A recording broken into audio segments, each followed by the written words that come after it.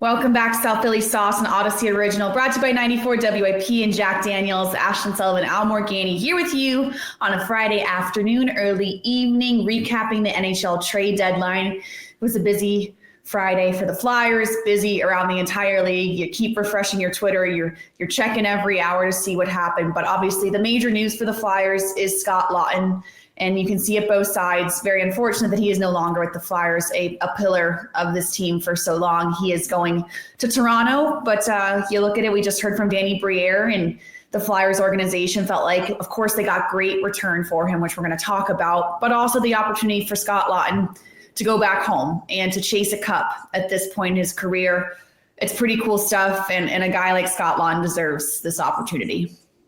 Yeah, Ashlyn, I don't know how many years we've been talking about Scott Laughton at the trade deadline, and it finally happened. You know, he goes at the trade deadline. It's weird for people that have followed this team for so long that they haven't been a big player in terms of adding at the trade deadline. They're still in a mode of putting things together, if you will. And this was you got to be careful when you even report on a team, like as we do. You get to know people. And you just can't let that get in the way. I mean, how many times we said with Scott on post games, like, well, we think Laughton's going to go. We hope he doesn't. But, really, if you wanted the truth serum put in, if we were the GM, would we make a deal? Yeah, you'd make a deal. They made a pretty good deal for a guy that, the price goes up at the trade deadline. You see what people get. And it's like, you really get this for a good player, a pro. So that's what Laughton is. He's a veteran player. You put him on a really good team, he can be a consequential player in big games. Mm-hmm. And it was a luxury here. And for Toronto, it's like, man, I'll tell you, if they ever do win a cup and it's Craig Berube behind the bench and Laughton, a member of the roster, it's going to be like, oh my God, bring the cup to Philadelphia for a day. It should count at the least. But yes, the Flyers, they do get a prospect as well as a 2027 first round pick for Laughton. And that was always the asking price. Whenever we talked about Laughton in the trade deadline, really the past 3 weeks, we always knew a first round pick had to be in consideration with a player like that. And that's what Danny Briere said, that they weren't going to undersell for a guy like Laughton. And it's very clear. I mean, and I love Danny's honesty in his press conference. It was asked the reason you didn't trade Laughton last year because you were worried about what hole it would leave in the room. This room is so tight knit. Laughton's the ultimate pro, part of the leadership group. And Danny was honest. Yeah, we're a little bit worried, but at some point you got to trust your younger guys to fill that hole. And you got to hope Laughton has taught the Cam Yorks, the Owen Tippett's, the Tyson Forsters, hey, when I'm out of here, here's how you do this. Yeah, I don't know how much you even should be worried, actually. I mean, I think they're pretty much out of this race anyway, when you look at it realistically. And as you mentioned, the kid's stepping up into a new position next year. There should be more than enough there. I mean, it's close bonds, but it's an NHL club. It's not a knitting club, right? You gotta go in. It's a harsh business at times. And you're going to have to find your new Michkovs coming up. Your new guys, York, as you mentioned, Forster, Brink. I mean, there's so many new ones, and this is where you have to go to make the next stage. And they now have. I don't know when they're going to start spending this, but they've got so much draft capital. I mean, I got to think you put this all together. I mean, I think the bigger moves might be at the trade deadline, not the trade deadline, but the draft. I mean, they've got so many picks now, first rounders, second rounders. They're just loaded up. So I suspect this summer, getting a look at things, I wouldn't be surprised if they're a much bigger player than they have been in the past at the draft. Yeah, and that's Danny Briere mentioned that as well. Our Jordan Hall asked about it, and they said with all the capital they have that there is play that they can move something around, that's for sure. So it's not all said and done just because they didn't add someone today at the trade deadline that everyone should just give up. I mean, it's got to make sense. It's got to be the right time. But let's move on to Scott Laughton. Of course, this is the major news of the day and one we kind of expected, but I think it's important to note about Rasmus Ristolainen as well, because Danny Briere talked a lot about that as well, where Laughton, they felt like they could handle the hole. Danny was very truthful. If you trade Ristolainen, it leaves a massive hole in your team that it seemed like Danny and the Flyers weren't ready to fill right now. Yeah, it's kind of nice when stuff you've been saying post game with Scott and all of us been saying. The more I look at Ristolainen, the more I think you can't trade him. It's like it's just too big. Yeah, it's just too big. He's been played too well. And you see what happened Winnipeg, which I thought would have been a landing spot for Ristolainen or Laughton. They added a couple other players. They didn't cost as much. Got a Shen or whatever. But Ristolainen, if he was going to move, he was going to be a king's ransom. And I don't think anybody was willing to pay what rightfully he deserved in a trade deadline. So I think in a matter of a year, a little bit more, if you look at the last couple of years, Ristolainen's gone from overpaid, how are we ever going to get rid of this contract, to he's a pretty good deal. Why would we ever want to move him? Yeah. So, I mean, it really is a testament to what he's done. And when he's been out of the lineup with injury or whatever, he's sorely missed. And if you move that ahead to the next season with the amount of kids that they have playing or younger players they have playing, you got to have something like him. I thought as the season went on, I kept thinking more and more like you can't do this. You can't. It would be a tough sell after fans watching this and watching him play to say, well, where's your next step? Why we can't keep? It's one thing to get draft picks but it's quite another to move a veteran right-handed shot defenseman like that. To me, it would have been a step backwards. Right. And you saw it with Sean Walker last year. Like there was a lot of conversation. If the Flyers hadn't traded Sean Walker, would they have made the playoffs?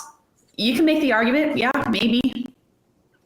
Yeah, but Sean Walker, not enough time remaining, years left on the contract. Mm-hmm. And that's a huge difference to have a player under control like that.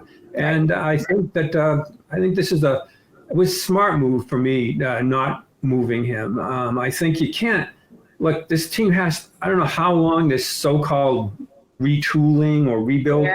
And I know the fans have been patient, but I think that there's a point now where it's like, okay, we've got these pieces.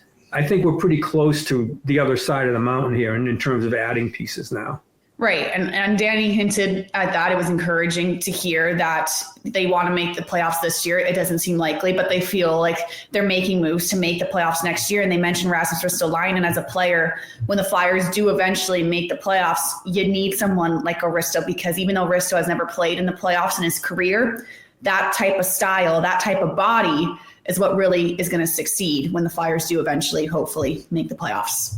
Yeah, it's like you saw Winnipeg, and we mentioned they're going to have to add some physical players, and they did today. So, I mean, so that's what you got to have. So that's what you want to, you want to hope he stays healthy. And with the salary cap going up, it doesn't look like a really bad contract. In fact, it looks like a pretty decent contract going forward. So I think he's pretty much cemented himself here now for the next couple of years. Agreed. And it was interesting. I'm still, Al, you're going to know way better than me.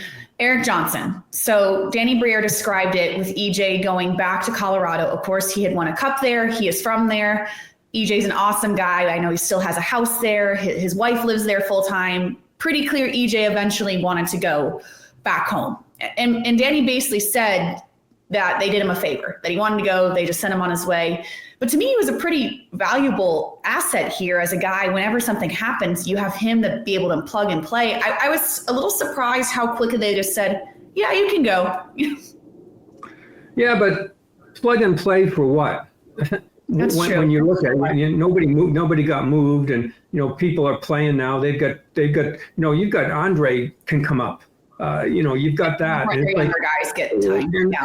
I actually think with EJ he was a good veteran to have there with kids to kind of keep things together while the regular season was really meaningful. Not that it isn't now, but I look, to be totally honest, I don't see the playoff push here. You really got to stretch. Not this week. You really is. So it's like, okay, EJ came in. He was a good guy here. Sometimes you just do somebody a solid to go back and be there and see what happens. That's where, that's that. It's also, Ashlyn, it also helps your organization to have people talk well about your organization when you're looking to sign other players or whatever. And I think that's part of this. When you do right by a player, it gets around the league. And so I think that's part of this. And plus, when the two key members of your front office are Briere and Jones, and they've been ex-players. I think that plays into, at times, what you're going to do with a player when you do him that so-called favor. Yeah, that makes sense for sure. And I got to credit Al. He hit this nail on the head the past 2 weeks, the point where I said, why are you trying to get rid of this guy so quick on the shows? And he said, Ashlyn, just wait. Kuzmenko is a very short-term rental here in Philadelphia. I'm really bummed that I only got one intermission interview with him because it was electric. I wanted more. But you called it out that it was going to be a pretty quick flip. Yeah, it looked to me like, he's one of those, again, much as you have to keep the organizational mantra if you're in the organization, get a playoff push or whatever.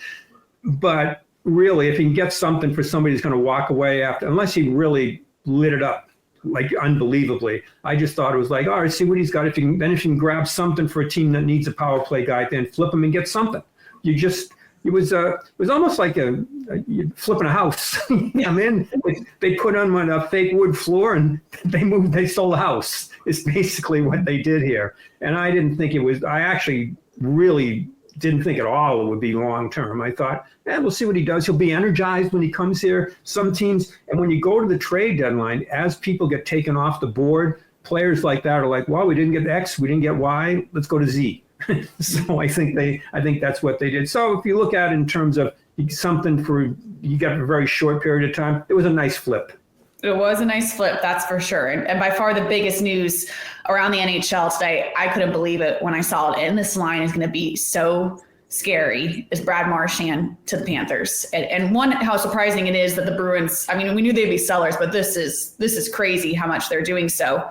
But now you look at that line with Tkachuk in Florida as they push for the playoffs. It's very clear the Panthers are in win now mode times 7.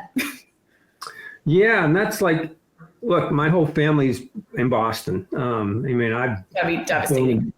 Born and bred, and they're dying. They're like, this is, you thought Laughton. This is not since way back in the day when Bobby Orr left. Has it been anything? Well, Bork went, of course, but Bork wanted to kind of go to a contender. But this is like, you can't let him go. And to Florida, especially, a team that knocks you out. And I wasn't shocked because the white flag's been up in Boston.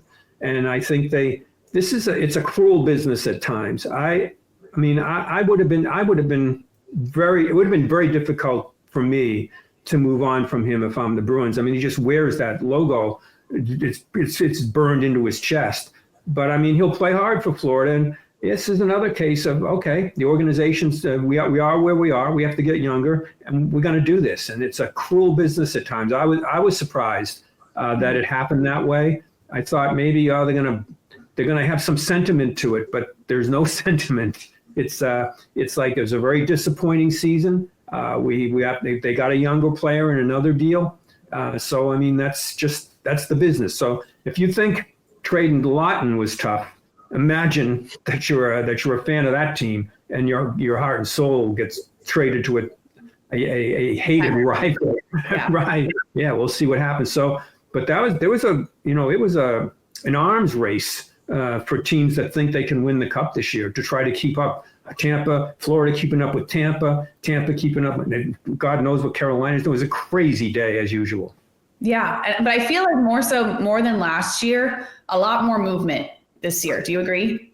Yeah, especially at the deadline. Like in the recent years, people have tried to get ahead of it a week before, but this was like, and it was all a yellow light waiting to see what would happen with Rantanen in Carolina, to see if that would actually happen, what Toronto would do, Winnipeg would do, all those teams, and make sure nobody gets hurt. Do we really have a chance to win the cup? And then as you wait, you see New Jersey, Hughes gets hurt. So stuff happens. Colorado, it's just, okay, Colorado does one thing, that means Dallas has to do, or Dallas does something, Colorado has to do something, then Winnipeg. And mind you, these teams, some are going to play each other in the first round. So all those fake cups that were won today will be lost in the first round by half the teams. So true. Crazy day. It always is a crazy day, and the Flyers making some pretty big moves to push towards the future.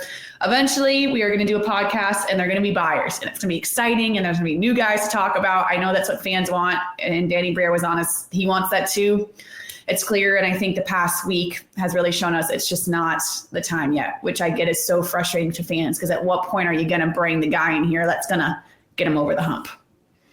Yeah, I'm hoping this summer something happens. I'm hoping that there's something like that, or especially at the draft. They've got enough stuff. Who knows if they have their eyes on a certain person in the top half of that draft that they can get.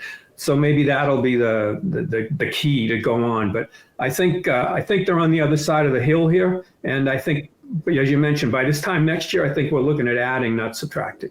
That is certainly the hope, and that is South Philly Sauce and Audacy Original, brought to you by 94 WIP and Jack Daniels. The Flyers with 2 more games, afternoon games this weekend. Very busy weekend here for the Flyers. We'll see what happens. We'll talk to you early next week here on South Philly Sauce.